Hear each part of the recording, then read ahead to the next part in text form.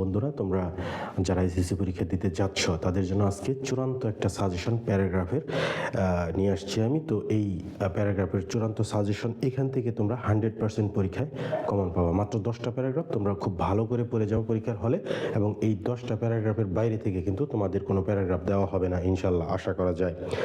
এবং মোটামুটি এটা শতভাগ নিশ্চিত, কারণ এই 10টা প্যারাগ্রাফ সাজানো হয়েছে তোমার বিভিন্ন ভালো নামি দামি স্কুল কলেজগুলোর যে টেস্ট পরীক্ষার প্রশ্ন, সেখানে কোন স্কুল কলেজগুলোতে কোন প্যারাগ্রাফটা আসছিল, তো কোন প্যারাগ্রাফটা বেশি সংখ্যক স্কুল কলেজে আসছে সেই হিসাবে কিন্তু সাজানো হয়েছে। সো এই 10টা প্যারাগ্রাফের বাইরে থেকে আসার কোনো সুযোগ নাই, তোমরা শতভাগ নিশ্চিত থাকো এবং প্রত্যেকটা প্যারাগ্রাফ খুব গুরুত্ব দিয়ে খুব ভালোভাবে পড়ে তোমরা পরীক্ষার হলে যাবা। 1 নম্বর হচ্ছে ডিফরেস্টেশন। এটা সবচেয়ে বেশি বার বিভিন্ন স্কুল কলেজগুলোতে আসছিল, ডিফরেস্টেশন। এবং 2 নম্বর হচ্ছে স্কুল ম্যাগাজিন। স্কুল ম্যাগাজিন প্যারাগ্রাফটা কিন্তু রিসেন্ট ইয়ারগুলোতে বিভিন্ন বোর্ডে কিন্তু স্কুল ম্যাগাজিনটা আসছিল। সো খুব গুরুত্বপূর্ণ, এবং অনেক সময় কিন্তু প্রশ্ন রিপিট হয়।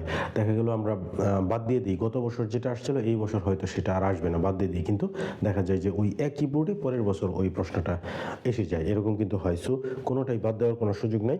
3 নম্বর হচ্ছে এই বুক ফেয়ার, এটা অনেক গুরুত্বপূর্ণ একটা প্যারাগ্রাফ। এবং 4 নম্বর হচ্ছে ইনভায়রনমেন্ট পলিউশন, এটাও তোমরা পড়বা খুব গুরুত্ব দিয়ে, প্রত্যেকটাই খুব গুরুত্ব দিয়ে পড়বা। 5 নম্বর হচ্ছে রেইনি ডে। এবং 6 নম্বর প্যারাগ্রাফ হচ্ছে স্ট্রিট হকার। স্ট্রিট হকার 6 নম্বরে পড়বা, মানে গুরুত্বের ক্রম অনুসারে সাজানো হয়েছে, তবে 10 নম্বর পর্যন্ত কিন্তু অনেক গুরুত্বপূর্ণ। তারপর হচ্ছে স্ট্রিট হকার 6 নম্বরে পড়বা। 7 নম্বরে the life of a farmer অথবা এ ফার্মার, এক এক বই এক এক রকম দেওয়া থাকে নাম। এই এ ফার্মার বা the life of a farmer, এই প্যারাগ্রাফটা তোমরা পড়বা 7 নম্বরে।